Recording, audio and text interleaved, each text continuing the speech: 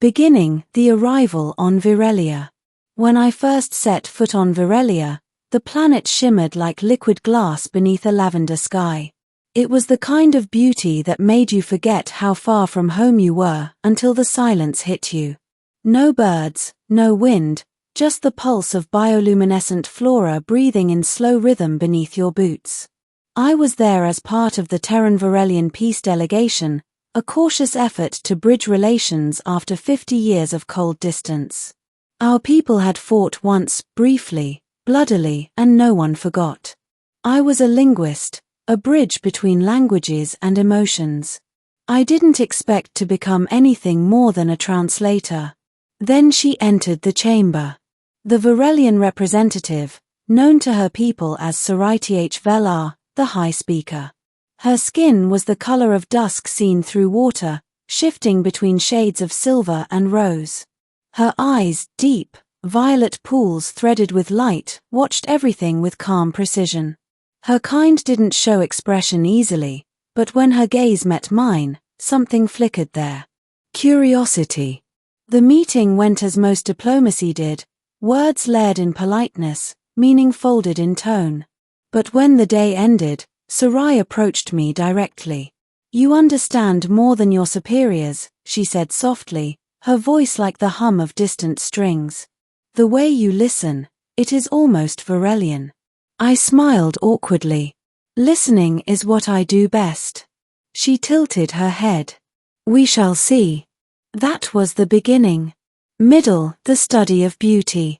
The following weeks blurred into lessons, language exchanges, cultural comparisons, shared meals. Sarai was endlessly curious about humanity, about our art, our contradictions. "Why," she asked one day, "does your species paint images of faces? You could just look at one another." "Because," I replied, "a painting doesn't just show what someone looks like, it shows how the painter sees them." She pondered that in silence, her silver fingers tracing patterns in the air. We met often in the observation dome, a vast glass sphere overlooking the planet's floating oceans. Virellia had no tides. The water levitated in massive suspended globes, swirling like transparent moons. In their reflection, she looked ethereal, almost unreal. It was there that I began to see her differently. Not as a diplomat, not as an alien curiosity, but as someone alive in a way I couldn't quite define. She noticed. Of course she did. The Virelians had a heightened sensitivity to emotional frequencies, tiny vibrations in the air that carried hints of intent.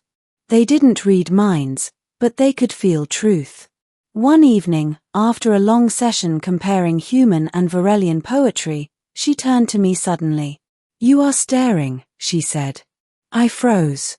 "Sorry, I didn't mean." Her gaze softened. "On my world, staring means recognition. But I do not know what you recognize." The words slipped from me before I could stop them. "I was thinking how beautiful you look in the starlight." For a heartbeat, silence consumed the dome. Then Sarai's expression changed, not confusion, not embarrassment, but something deeper. Her breathing slowed, and her eyes shimmered like wet glass. "You should not say that," she whispered. "Why not?" "Because beauty to us is not surface. To call one beautiful is to see into what is hidden. It is intimate." I swallowed, realizing too late what I'd said. But then she smiled. It wasn't a diplomatic smile. It was trembling, almost afraid. And that's when she whispered, "You see more than I meant you to." Conflict, the breaking of protocol. After that night, everything shifted. The council meetings continued, but between us there was a quiet undercurrent, something unspoken yet alive. Virelian officials began to notice. Humans too. My superior, Ambassador Lin, pulled me aside. "Careful, Daniel. You're treading a dangerous line. They don't think like us." Emotional entanglement can be seen as political contamination. I tried to laugh it off, but the warning lingered. Still, I couldn't stop seeing Sarai. She invited me to see the Cradle Gardens, an ancient sanctuary that floated above the ocean's light. Virellians believed it was where their ancestors learned to manipulate energy fields. She led me to the heart of the gardens, where silver vines pulsed with soft luminescence. This place was once sacred to the bonded, she said. The bonded. When two lives recognize each other across distance, time, or form. It is rare, even for us. Her voice trembled slightly. You spoke to me of beauty, Daniel. You do not know what you awakened. Before I could answer, the air shimmered.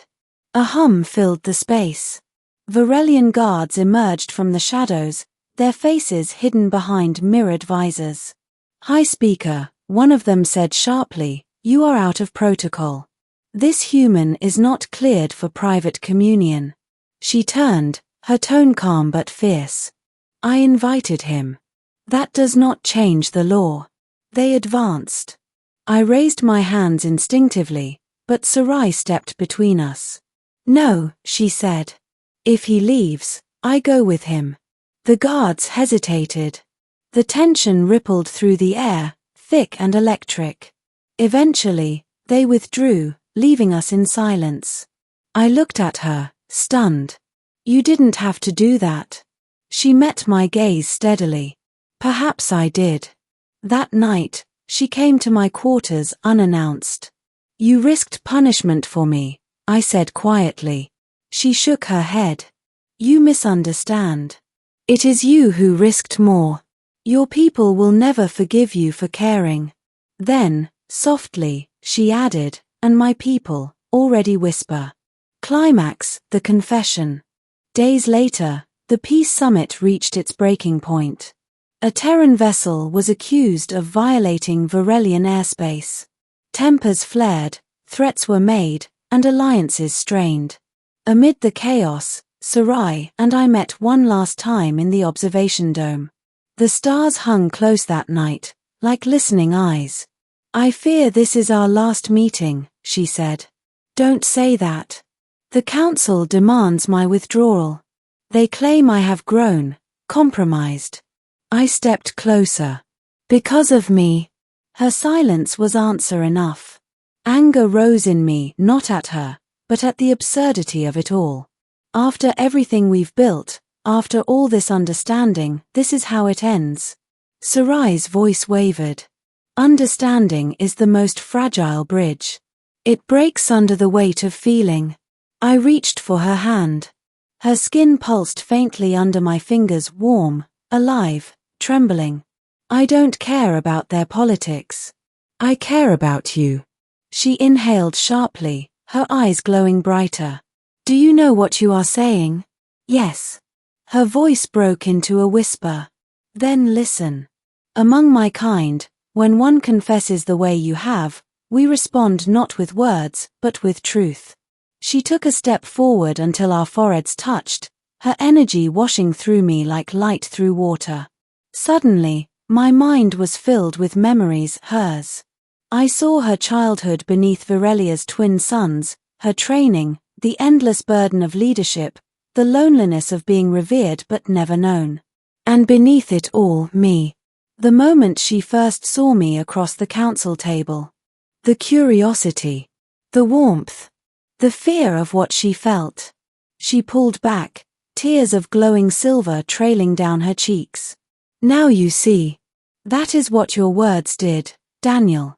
You told me I was beautiful, and I believed you. Ending the choice beneath the stars. The next day, the peace talks collapsed. Terran forces prepared to withdraw. I was ordered to leave within the hour. Sarai stood on the platform as my transport ship prepared to depart. The guards kept their distance, wary of the tension.